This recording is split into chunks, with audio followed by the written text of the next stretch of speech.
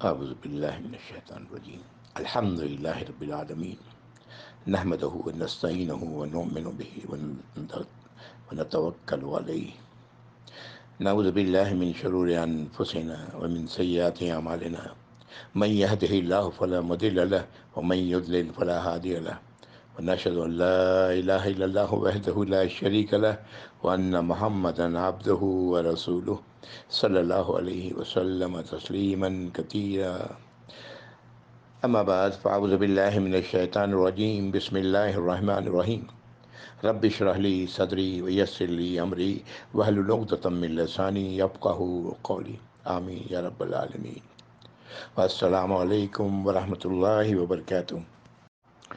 الحمدللہ سورۃ الکہف اختتام کو پہنچا، اور اس طرح قرآن آدھا قرآن نصف قرآن بھی۔ الحمدللہ ثم الحمدللہ۔ اللہ سے دعا ہے کہ جس طرح اللہ رب العزت نے توفیق عطا فرمائی ہم لوگ یہاں تک پہنچے، اللہ تعالی ہمیں توفیق عطا فرمائے کہ ہم لوگ قرآن کے اختتام تک پہنچیں۔ یا رب، اللہ سے دعا کریں یا اللہ اس کی توفیق نصیب فرمائے یا رب العالمین، آمین یا رب العالمین۔ اس صورت انشاءاللہ آگے بڑھیں گے۔ سورۃ الکہف کے بعد آج اگر اللہ نے توفیق دی انشاءاللہ تو سورہ مریم پڑھیں گے انشاءاللہ۔ لیکن قبل اس کے کہ ہم سورہ مریم پڑھیں، میں چاہتا ہوں کہ ایک بار اجمالاً اس پورے صورت پر نظر ڈالا جائے، ہے نا، پوری صورت پر، سورہ کہف پہ۔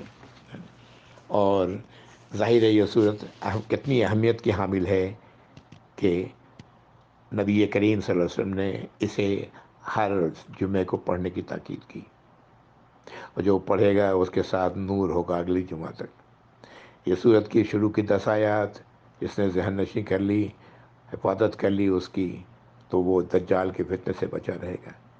دجال جس کے فتنے کی خبر تمام کے تمام انبیاء اور رسولوں نے اپنی اپنی امتوں کو دی۔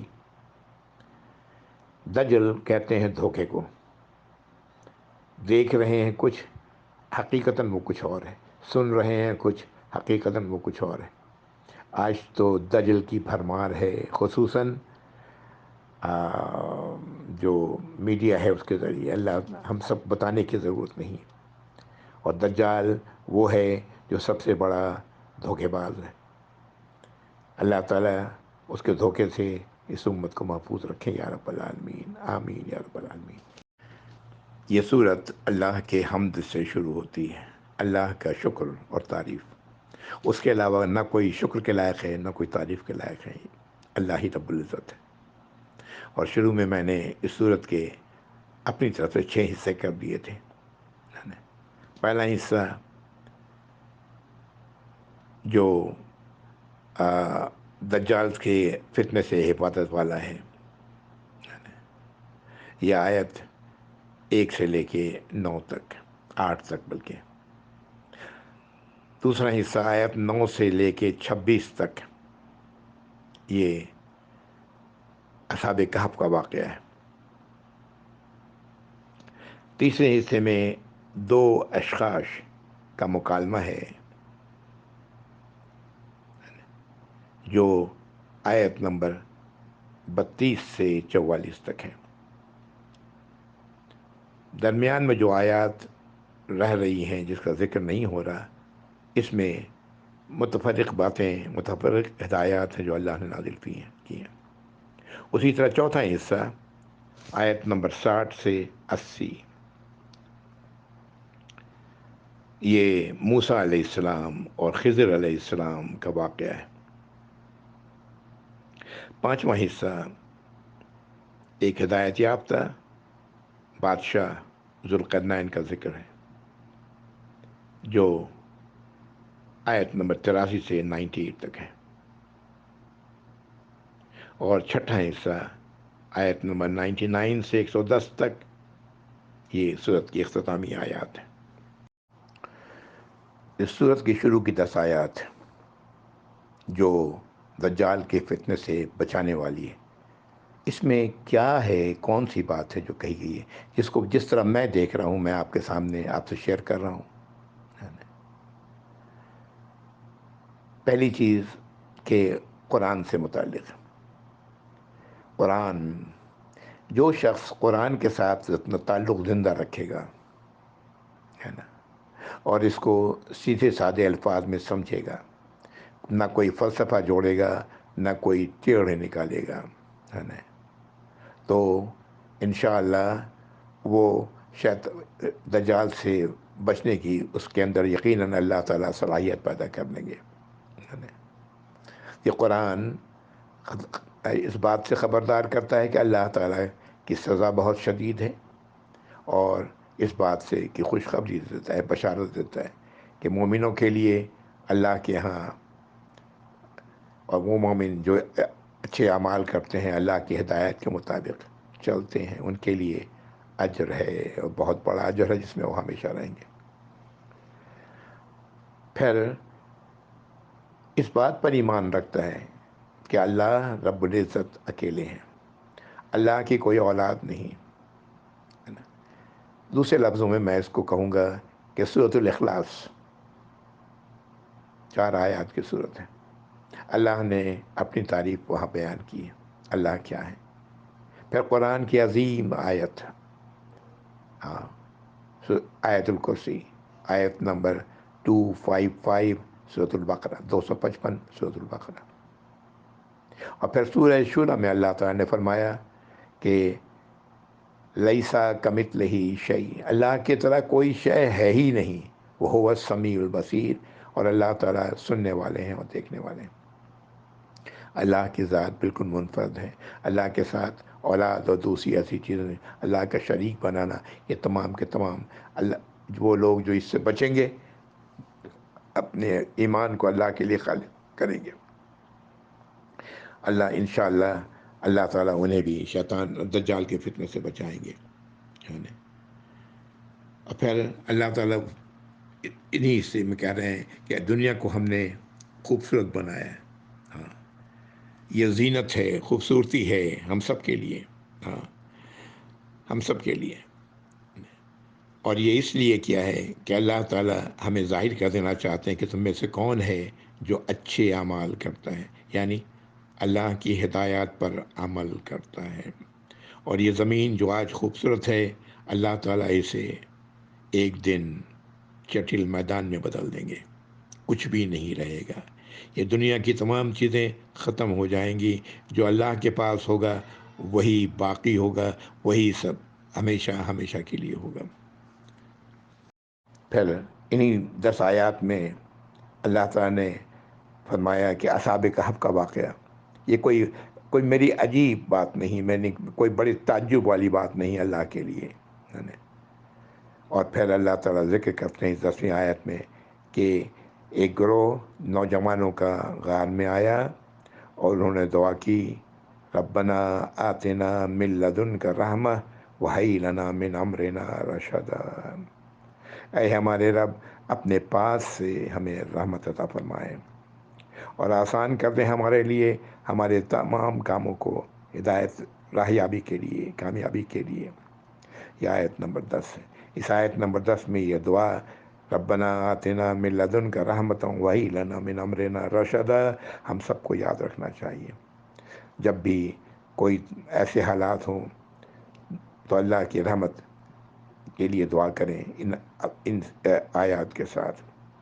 یہ شروع کے 10 آیات تھیں جن کا ذکر جو بچانے والی ہیں دجال سے.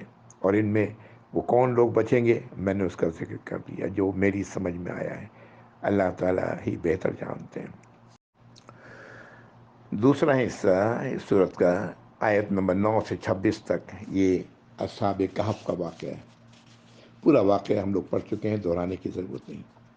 اس واقعے میں اللہ تعالیٰ نے جو بات بتائی ہے وہ یہ ہے کہ اللہ تعالیٰ کس طرح ان لوگوں کو اپنی حفاظت میں لے لیتے ہیں جو اللہ پر مکمل توکل کرتے ہوئے اللہ کو اکیلا الہ مانتے ہیں.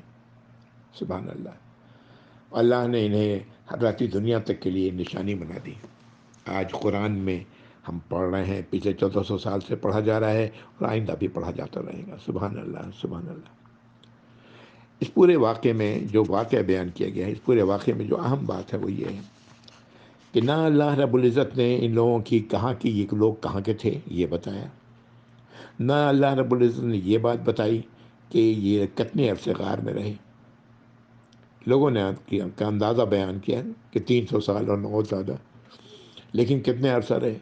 نہ اللہ تعالیٰ نے یہ بات بتائی کہ یہ لوگ کتنے تھے، ان کے ساتھ ایک کتا تھا اور باقی لوگ کتنے تھے۔ اور ساتھ ہی اللہ رب العزت نے نبی کریم صلی اللہ علیہ وسلم کو ان کے بارے میں پوچھنے سے، دریافت کرنے سے روک دیا گیا۔ یہاں سے ہمیں ایک بڑی نصیحت ملتی ہے کہ اللہ تعالیٰ نے قرآن میں جو باتیں بتا دی ہیں ہدایت کے لیے وہ کافی ہیں، ان میں کھوج لگانے کی ضرورت نہیں ہے۔ اور آپ شاید جانتے بھی ہوں گے، آپ سن کے تعجب بھی کریں گے کہ میں نے بتایا بھی تھا مفسرین نے پتہ نہیں کہاں کہاں کے واقعات، کیسے کیسے کہانیاں اس میں کہاں کہاں سے نقل کی ہیں۔ بلکہ انہی مفسرین میں سے ایسے بھی ہیں کہ جنہوں نے اصحاب کہف کے نام بھی لکھے ہیں کہ یہ نام تھے ان کے، اور انہوں نے یہ بھی لکھا ہے کہ یہ نام لکھ کر کے اگر گھر میں رکھ لیا جائے تو اس گھر میں آگ نہیں لگتی۔ کہاں سے لائے یہ سب بات؟ اور یہ شرک نہیں ہے کیا؟ نعوذ باللہ۔ اللہ تعالی ہمیں اب اسی حد تک محدود رکھیں جہاں تک اللہ نے بتایا ہے، اور ایسی چیز جس سے ہمیں ہمارے نامہ اعمال میں کوئی فائدہ نہیں ہونا، ان چیزوں میں پڑھنے سے اپنے آپ کو بچایا جائے۔ یہی وہ اصول ہے جو قرآن پڑھتے ہوئے ہم سب کو اپنانا چاہیے۔ انہی آیات میں یہ بات بھی اللہ تعالی نے نقل فرمائی ہے کہ جو گروہ اس وقت جب دوبارہ یہ لوگ دوبارہ اصحاب صاحب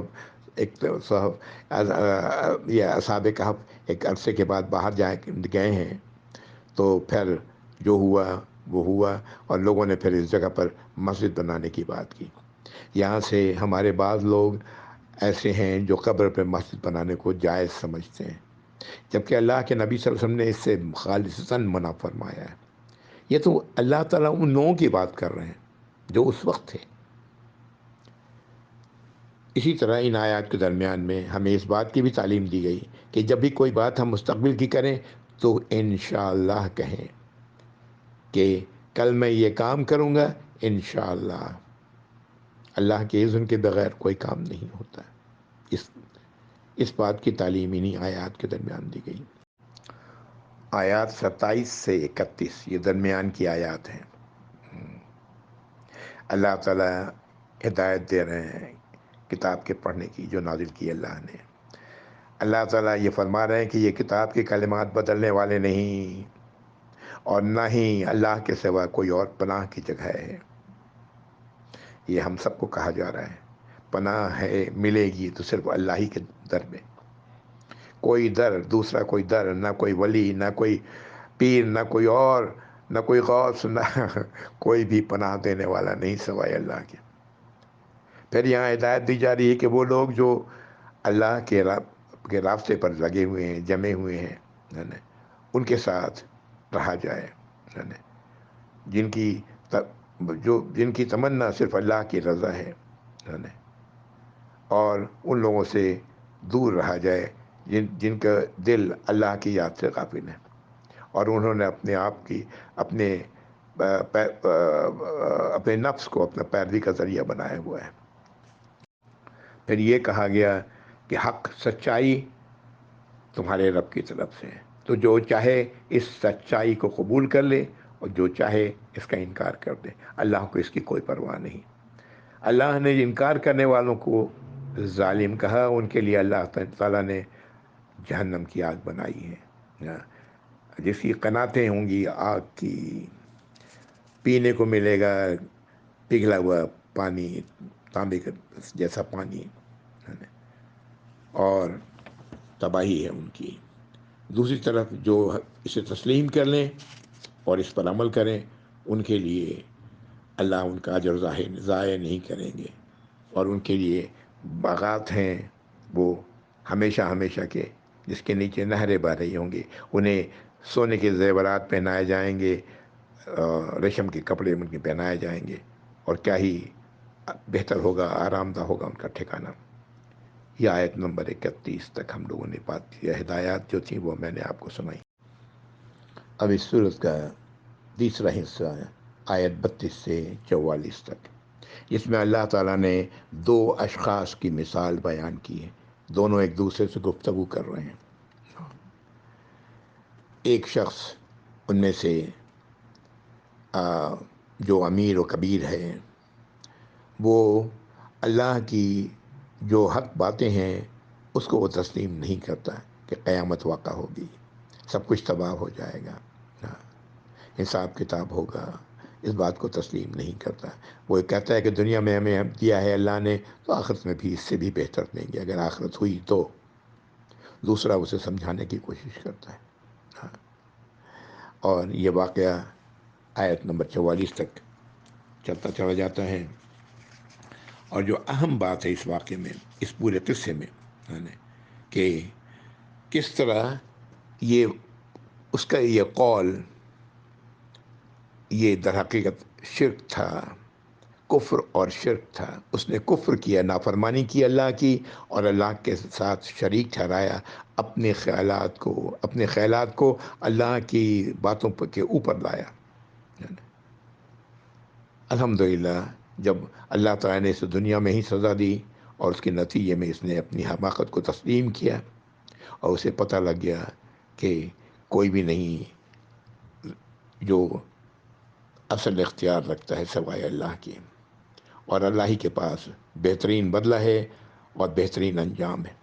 یہ آیت نمبر 44 تک یہ بات کہی گئی۔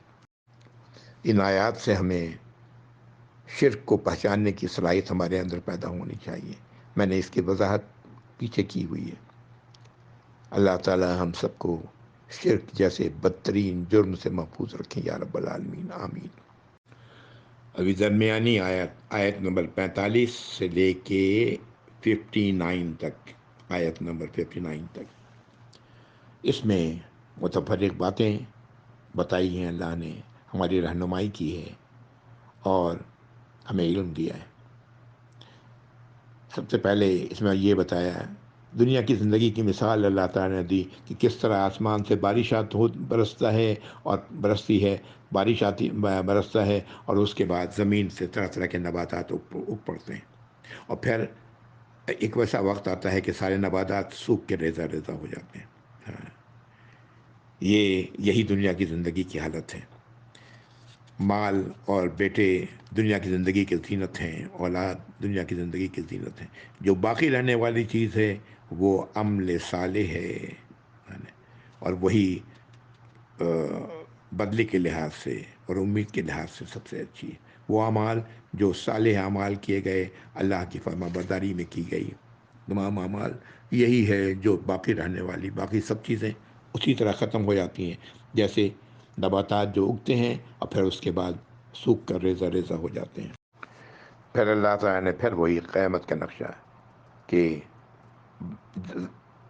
پہاڑ چل پڑیں گے، زمین بالکل کھلی بنجر اور ایک دم کھلی ہوئی نظر آئے گی، یعنی کوئی اونچ نیچ نہیں ہوگی، اور اللہ تعالیٰ ہم سب کو اکٹھا کر لیں گے۔ ہم میں سے کوئی ایسا نہیں ہوگا، نوع انسانی میں سے یا جنات میں سے، جو وہاں پر نہ ہو جو دنیا میں آ چکا، اور سب کے سب صف بنائے کھڑے ہوں گے۔ اللہ تعالیٰ فرمائیں گے کہ آ گئے نا میرے پاس، جیسے کہ تمہیں ہم نے پہلی بار پیدا کیا تھا۔ اور پھر سبوں کو کتاب دے دی جائے گی، وہ کتاب دیکھ کر کے سبھی حیران ہوں گے کہ اس میں کوئی ایسی چیز، دنیا میں جو کیے گئے تمام اعمال اس میں موجود ہوں گے، اچھے برے کم زیادہ، اور حیران ہوں گے اس کتاب کو دیکھ کر۔ پتہ نہیں ہے وہ کیسے سی ڈی ہوگی، کمپیکٹ ڈسک ہوگا، کیا ہوگا، اللہ بہتر جانتے ہیں۔ پوری کی پوری زندگی انسان کے سامنے ہوگی اس کتاب کے اندر۔ اللہ تعالیٰ اس کتاب کو ہمارے لیے خیر بنائے یا رب العالمین۔ پھر اللہ تعالیٰ نے یہ آدم علیہ السلام کو جو سجدے کا حکم دیا اس کا ذکر یہاں پر آیا ہے، ایک ہی آیت ہے جس میں کہ سب نے سجدہ کیا، فرشتوں نے نہیں کیا تو ابلیس نے، اور وہ جنوں میں سے تھا۔ یہاں سے پتہ لگتا ہے وہ جنوں میں سے تھا۔ اس نے اللہ کے حکم کی نافرمانی کی اور پھر اللہ تعالیٰ تعجب فرماتے کہتے ہیں کہ تم لوگ اے انسان اسے اور اس کی اولاد کو، اس کی نسل کو اپنا ولی بنا رہے ہو اب اللہ کے سوا، میرے علاوہ، جبکہ وہ تمہارا کھلا کھلا دشمن ہے۔ کیا ہی برا بدلہ ہے ظالموں کا، یعنی کتنا برا بدلہ ظالموں کو مل رہا ہے۔ اللہ کو ولی بنانے کے بجائے وہ شیطان کو اپنا ولی بنا رہے ہیں جو کھلا کھلا دشمن ہے۔ اسی قیامت کے دن اللہ تعالیٰ کہیں گے کہ ان لوگوں کو جو انہوں نے اللہ کا ولی بنایا ہوا ہوگا، اللہ کا شریک بنایا ہوگا، دوسرے الہ بنائے ہوں گے اللہ کے علاوہ، کہ پکارو انہیں، کوئی نہیں آئے گا، ہاں سب غائب ہوں گے۔ اور جو زندہ انسانوں کی پرستش کرتے رہے تھے ان کے مر جانے کے بعد، ہے نا، وہ دور سے انکار کر دیں گے، ہے نا، اور ان درمیان میں جہنم کی آگ ہوگی، یعنی ان کے وہ الہ کسی کام نہیں آئیں گے۔ اللہ تعالیٰ نے صاف لفظوں میں یہاں بتا دیا۔ پھر اللہ تعالیٰ فرماتے ہیں کہ اس کتاب میں ہم نے تمام باتیں جو ہدایت کے لیے چاہیے اس کو ہم نے گھما پھرا کے طرح طرح کے انداز سے بتا دیا ہے، لیکن انسان ہے جو اکثر معاملہ میں جگڑتا ہی ہے، وہ تسلیم نہیں کرتا سیدھی سادھی باتوں کو۔ یہ آیت نمبر 54 تھی۔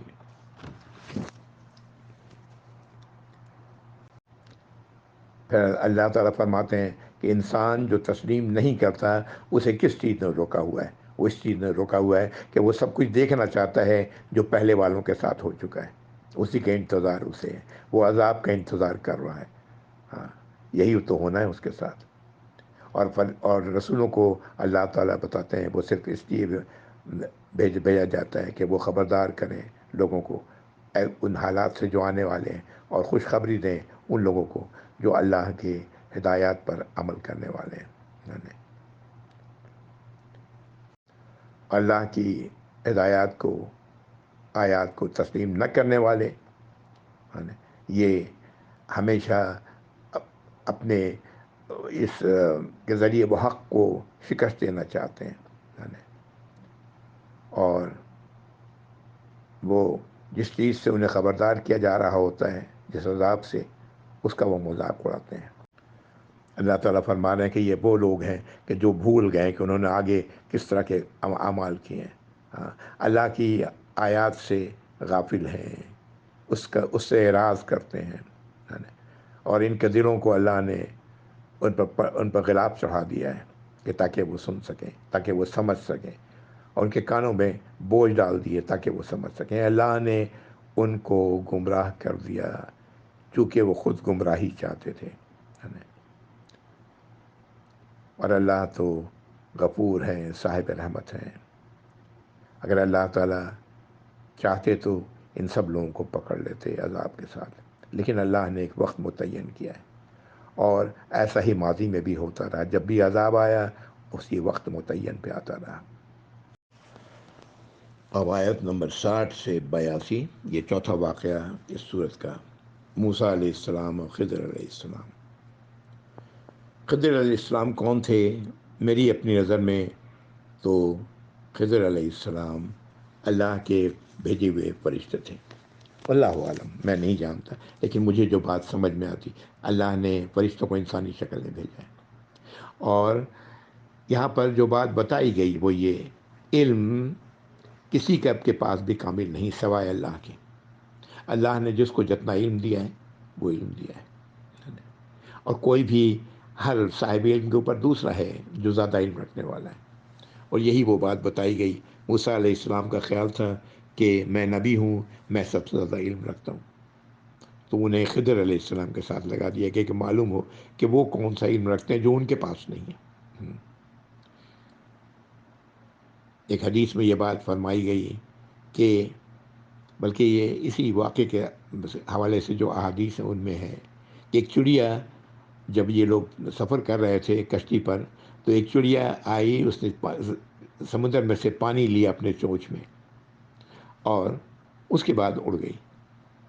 تو خضر علیہ السلام نے کہا کہ یہ جو علم ہے، جو اللہ کا جو علم ہے، وہ انسان کے لیے وہ اتنا ہی ملا جتنا وہ چڑیا نے اپنے چونچ میں لیا، اور اللہ کا علم یہ سمندر ہے، سبحان اللہ۔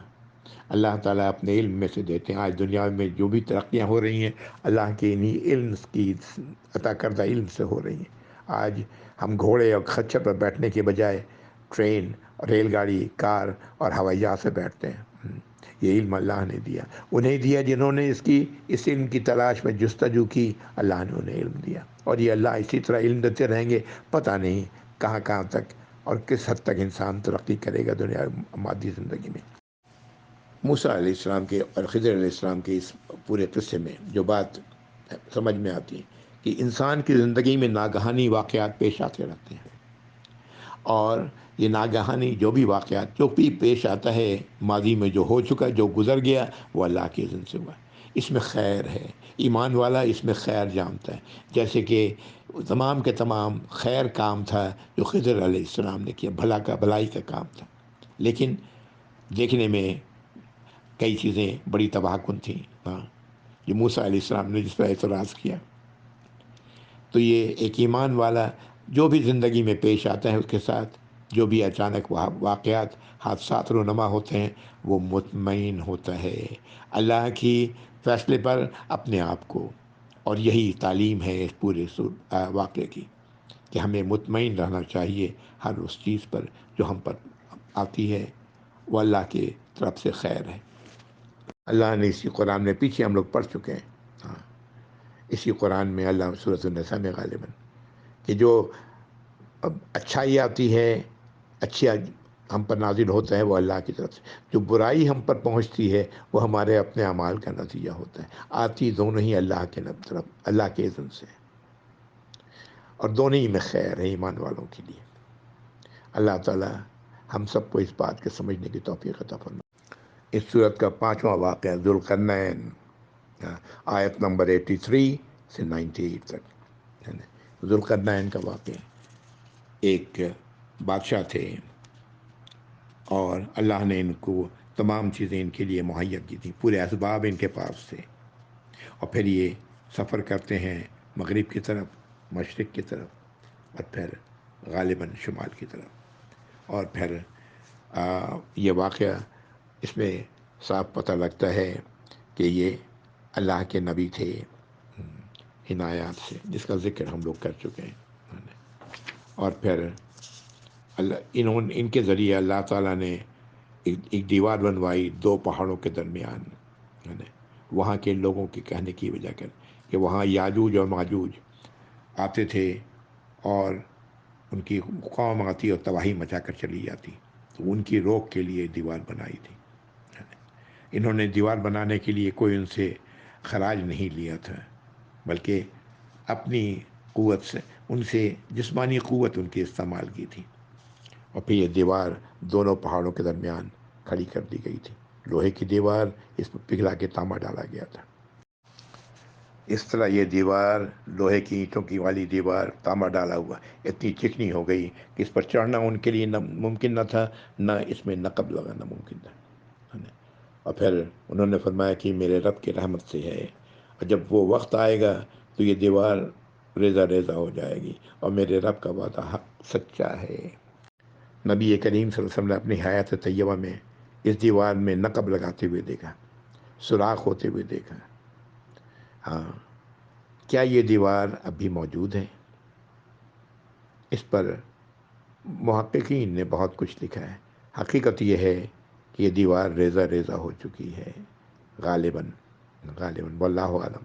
ہاں، اور یہ یاجوج اور ماجوج جو فساد پھیلانے والے ہیں آج پوری دنیا میں پھیلے ہوئے ہیں، واللہ عالم، اللہ بہتر جانتے ہیں۔ اس صورت کا آخری حصہ آیت نمبر 99 سے لے کے 110 تک، اللہ تعالیٰ فرماتے ہیں کہ ہم نے چھوڑ دینا ہے بعض کو بعض پر، ایک دوسرے پر موج کی طرح چڑھتے ہوئے آئیں گے۔ اور یہ واللہ عالم، یہ آج یاجوج اور ماجوج کی بات کی جا رہی ہے کہ وہ فتنہ آج موج کی طرح ہر طرح سے آ رہا ہے۔ ہاں، اللہ، یہ ان مفسدیوں کے ذریعے، واللہ عالم، اور پھر ایک وقت آئے گا کہ سور میں پھونک دیا جائے گا، اللہ تعالیٰ سب کو جمع کر لیں گے۔ اس دنیا میں جن لوگوں نے اپنی آنکھوں پر پٹی باندھی ہوئی تھی، ہاں، آنکھوں سے دیکھ نہیں سکتے تھے، کان سے ان کے سننے کے لائق نہیں تھے، ان کے سامنے جہنم کھڑی کر دی جائے گی، لے آئی جائے گی اس دن، قیامت کے دن۔ اور اللہ تعالیٰ فرما رہے ہیں کہ کیا ان کفر کرنے والوں نے یہ سمجھا ہوا تھا کہ میرے ہی غلاموں کو میرے علاوہ ولی بنا کر کے یہ بچ جائیں گے؟ ان کے لیے تو ہم نے ایسے لوگوں کے لیے جہنم کو مہمانداری کی جگہ بنائی ہے، ان کی مہمانداری جہنم میں ہوگی۔ اعوذ باللہ من الشیطان الرجیم، اعوذ باللہ من النار یا رب العالمین۔ پھر اللہ تعالیٰ سب سے زیادہ نقصان میں پڑنے والوں کی بات کرتے ہیں۔ یہ کون لوگ ہیں؟ یہ وہ لوگ ہیں جو ہدایت کے راستے پر چلے اور پھر ہدایت کی راہ کو گم کر دیا، اور وہ اب کیے جا رہے ہیں ہدایت کے کام، لیکن وہ ان کے کسی کام نہیں آنے والے۔ ہاں، اور وہ اس دن ان کے پاس قیامت کے دن ان کے لیے ان کے اعمال کے وزن کرنے کی ضرورت ہی نہیں ہوگی، ان کے پاس کوئی اچھے اعمال ہوں گے ہی نہیں۔ ان تمام برے اعمال، غلط اعمال ان کے تمام اچھے اعمالوں کو ختم کر دے گا۔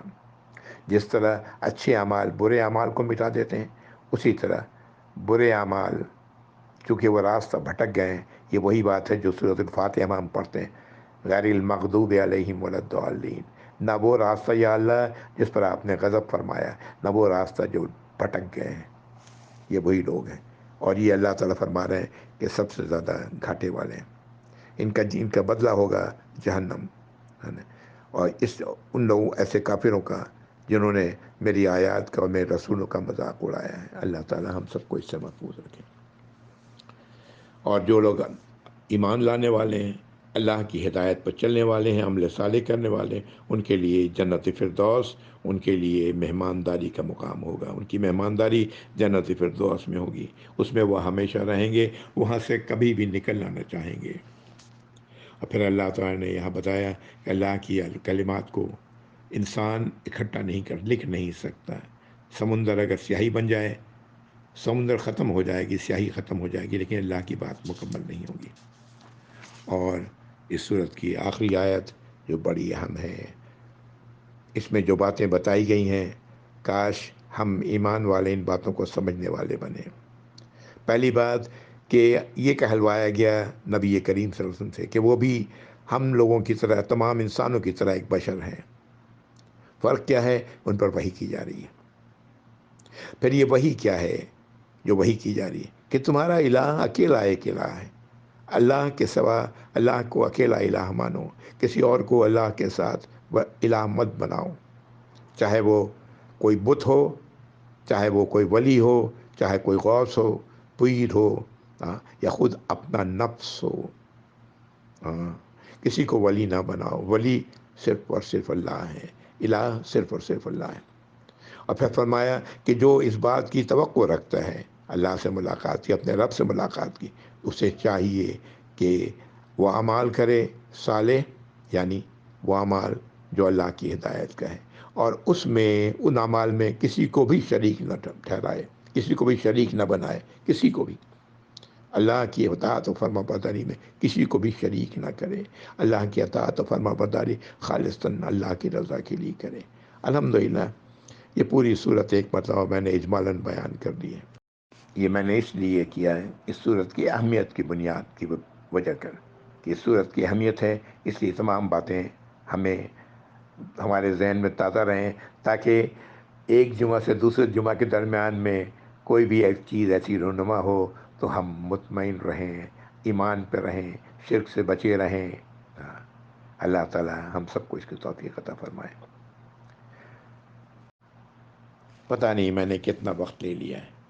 سورہ مریم میں نے شروع کرنے کی بات کی تھی، آئیے سورہ مریم کی ایک دو آیات دیکھتے ہیں۔ میرا خیال ہے وقت ہم لوگوں نے زیادہ لے لیا ہے۔ اعوذ باللہ من الشیطان الرجیم، بسم اللہ الرحمن الرحیم۔